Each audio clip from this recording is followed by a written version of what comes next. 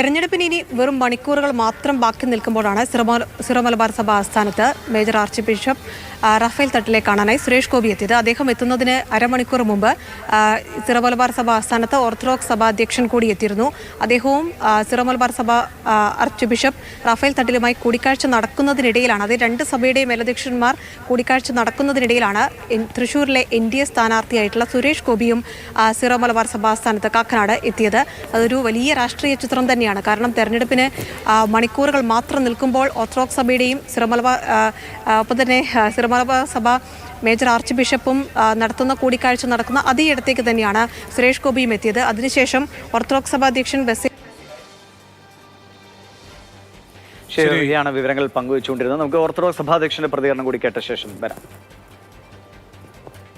അദ്ദേഹത്തെയും ഞങ്ങൾ അങ്ങോട്ടും ഇങ്ങോട്ടും വന്ന് കാണാറുണ്ടായിരുന്നു. അദ്ദേഹം ഇവരെ അവിടെ വന്ന് ഇവിടുത്തെ തട്ടിൽ പിതാവും ആലഞ്ചേരി പിതാവൊക്കെ ദേവലോകത്ത് വന്ന് ഞങ്ങളെ കാണാറുണ്ടായിരുന്നു. നമുക്ക് യാതൊരു നിലപാടും ഇല്ല. പ്രത്യേകിച്ച് സ്ഥാനാർത്ഥികളൊക്കെ ഇടയ്ക്കിടയ്ക്ക് വന്ന് കാണുകയൊക്കെ ചെയ്യാറുണ്ട്. ഞങ്ങളുടെ ആളുകൾക്കൊക്കെ ബോധമുണ്ട്, അവർ ചെയ്തോളും വേണ്ടത് ആർക്കൊക്കെ ചെയ്യും. കാരണം എല്ലാ രാഷ്ട്രീയ പാർട്ടിയിലും ഉള്ള ആളുകൾ നമ്മുടെ സഭയിലുണ്ട്. അപ്പോൾ നമ്മൾ ഒരാളിന് വേണ്ടിയിട്ട് നിൽക്കുന്നത് സഭയുടെ മേലധ്യക്ഷൻ എന്നുള്ള രീതിയിൽ ശരിയല്ല.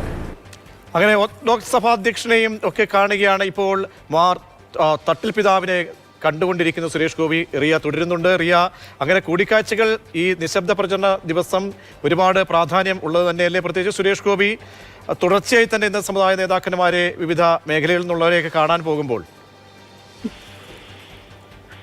അതെ, ഇതിൽ അതായത് സുരേഷ് ഗോപി ഇപ്പോഴും സിറോ മലബാർ സഭ ആസ്ഥാനത്തുണ്ട്. ഇവിടെ മേജർ ആർച്ച് ബിഷപ്പ് റാഫേൽ തട്ടിലുമായി സുരേഷ് ഗോപി ഇപ്പോഴും കൂടിക്കാഴ്ച നടത്തുന്നുണ്ട്.